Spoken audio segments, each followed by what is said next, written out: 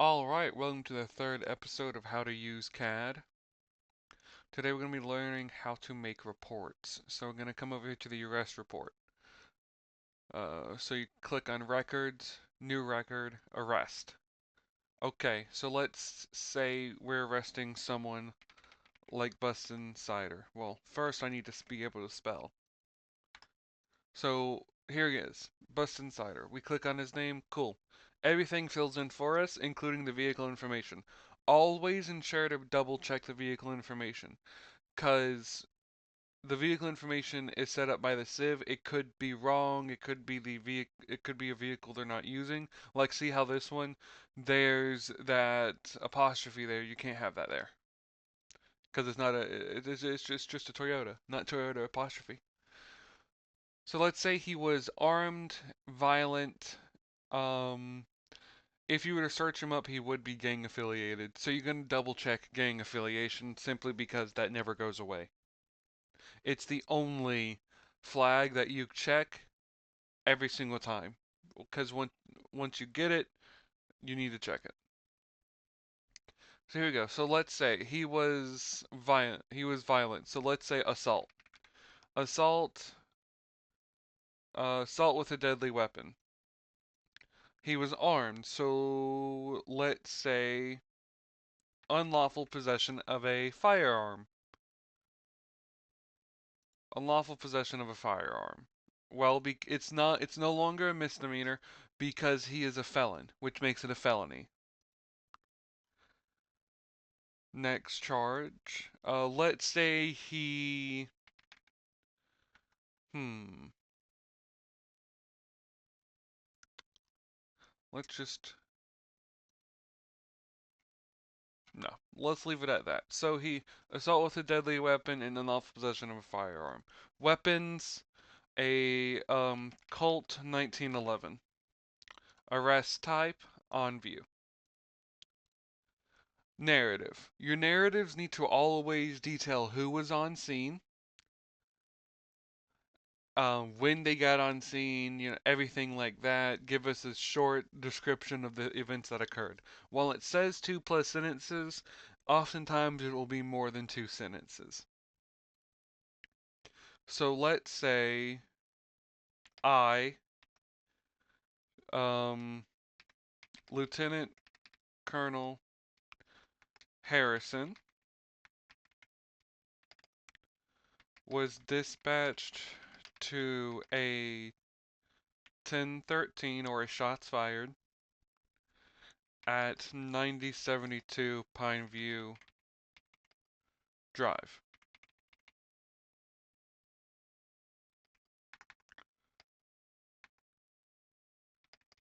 Upon arriving to the scene, I witnessed a white male in a white tank top and red plaid pants walking towards my vehicle with a firearm in hand. I exited my vehicle while requesting 1032s to come code 3. I raised my firearm and demanded that the white male drop his weapon.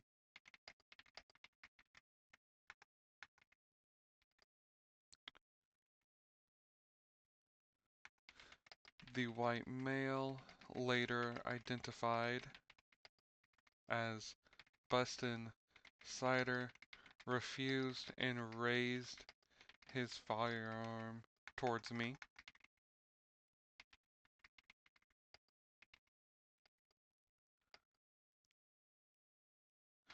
I shot 2 times. I shot Mr. Cider in the abdomen. Now let's go chest. in the chest 2 times.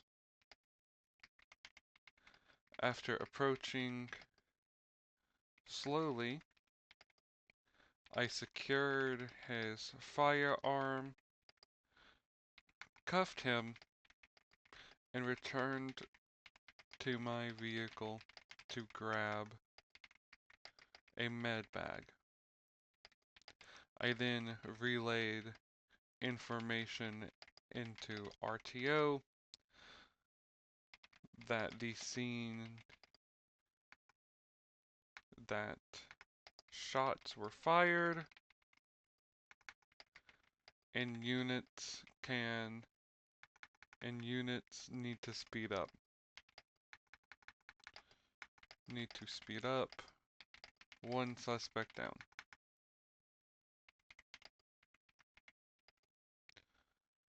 I also called for a 1052. Short time after this, I attended to Mr. Sider's injuries while awaiting EMS.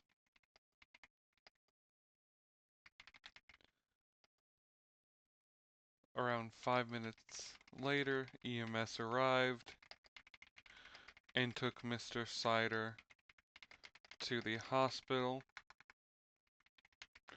where he is currently in recovery. Let's specify the hospital. Miami-Dade Hospital. Well, no, just Miami Hospital. You can go to the one out there. So as we can see, a full and complete detailed narrative can take a while. This one, I'll be honest, it's a little bit excessive, but it's good. I want it to get the point across that you do need to write these narratives and give us a description of what happened, especially when it comes to an arrest like this. You need to justify all of the charges that you gave them. You need to tell me where it happened. You need to tell me how many times you shot, if there was a shots fired.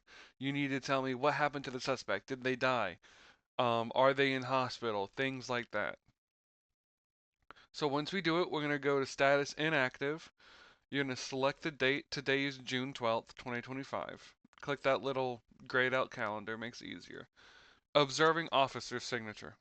I am J. Harrison. That works. We will take that. We will accept that. We'll also accept this. J. Harrison followed by your badge number. We will accept a full name like Joseph. Oh. What is wrong with me? Joseph Harrison. We will not accept a badge number.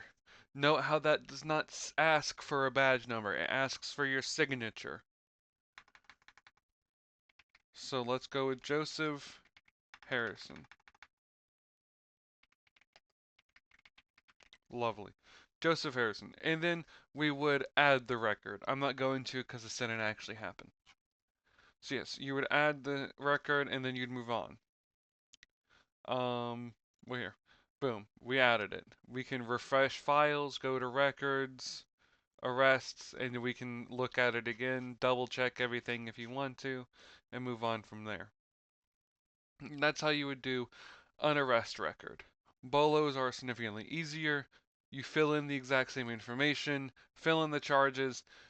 It's a minimum of 1 sentence. All you need to give us is their description, and that's it.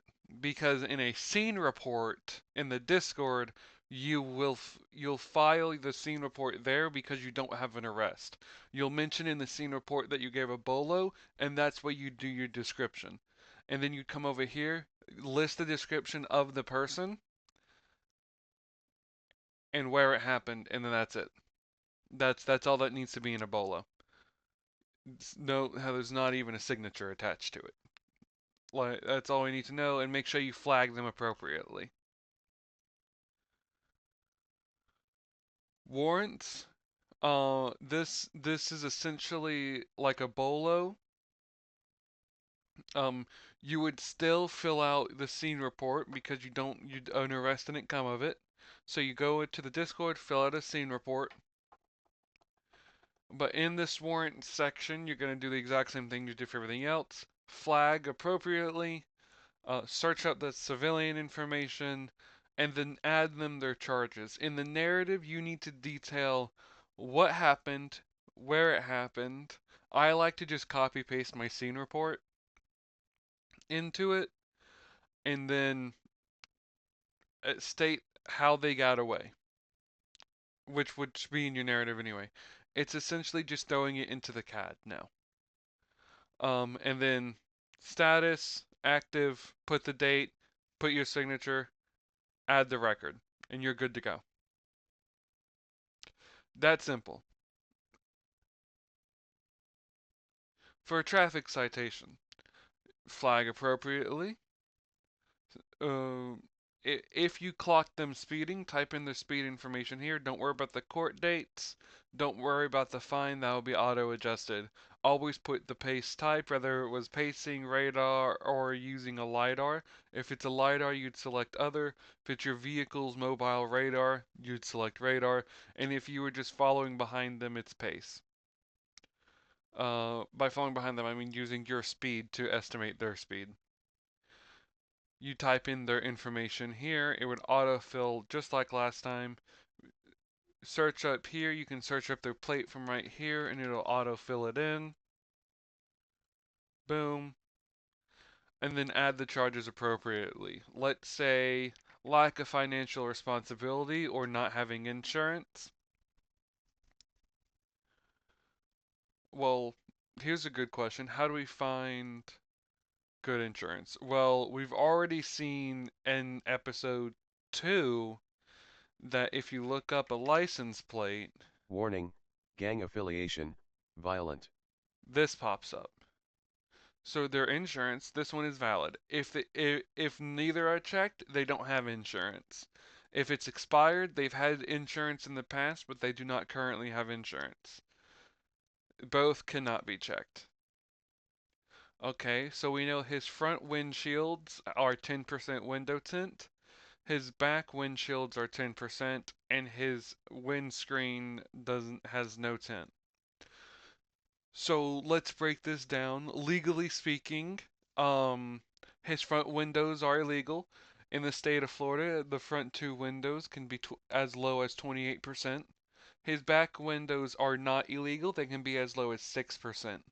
So we can pull him over for the front window tint if we look up his license plate by somewhere. We also know his left tail light is out.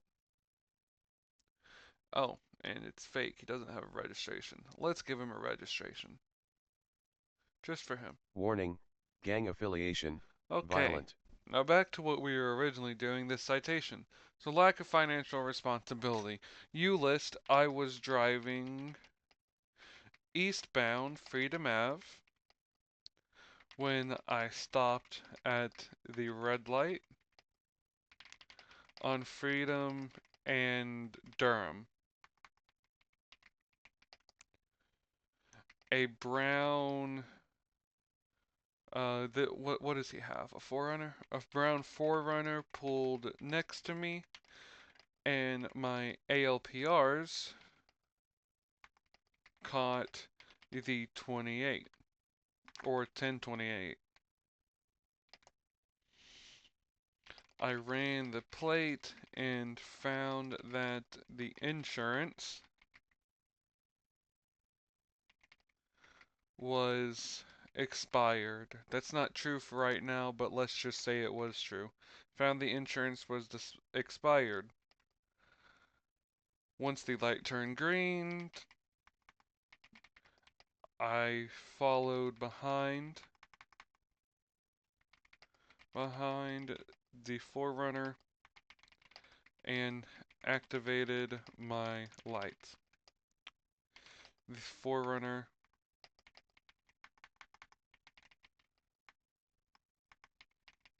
stopped at the parking lot west of the dealership.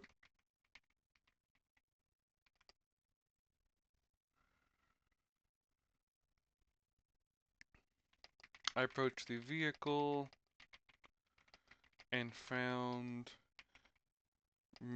Mr. Sider was the driver. Mr. Sider complied throughout the stop and stated his insurance was not expired.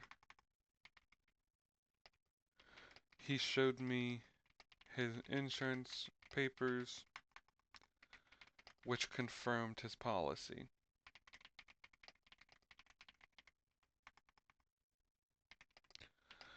I advised that he goes to the DMV to update the information.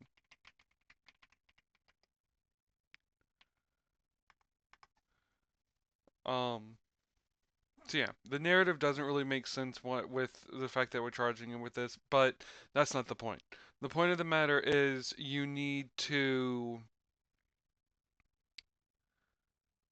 do your narratives. They need to be appropriate. They need to mention what you spotted, where you spotted it, and what you were doing when you spotted it. So, for instance, I was driving eastbound on Freedom Ave, and when I stopped at a red light, and I put in the narrative what the crossroad was to give the person reading it an idea of what's going on. I explained how my ALPRs caught the plate. I ran the plate, pulled him over, where we stopped, in the best way possible I could. And then I gave a description of what happened during the narrative, during contact with him. All of those need to go into your narratives when making a citation. Your status, active, put your date, and then write your signature. Now, those are your records. Now we have your crash report. This one, this one's a lot easier to do. So you're gonna look up their plate. So we have this one. We're gonna say this vehicle crashed into this vehicle. Boom, those two collided. So two parties involved. Okay, let's look up their plates. Well, you asked them on scene. Do both parties have insurance? Okay, both parties have insurance.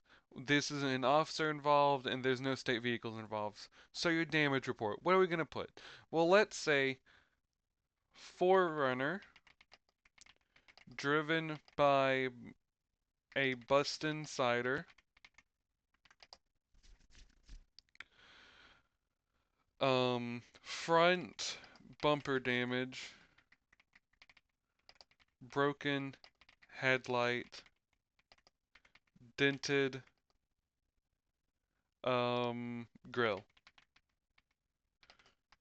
And then let's go Tahoe, driven by Jonathan Colombo. Rear bumper damage. That could be cracks, scrapes, anything like that. Rear bumper damage.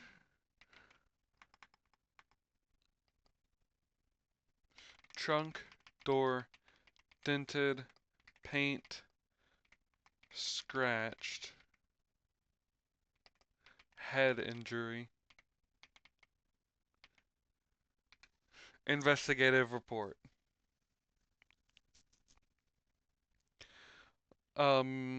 Mr. Sider rear-ended Mr. Colombo on Freedom Ave and Durham Road.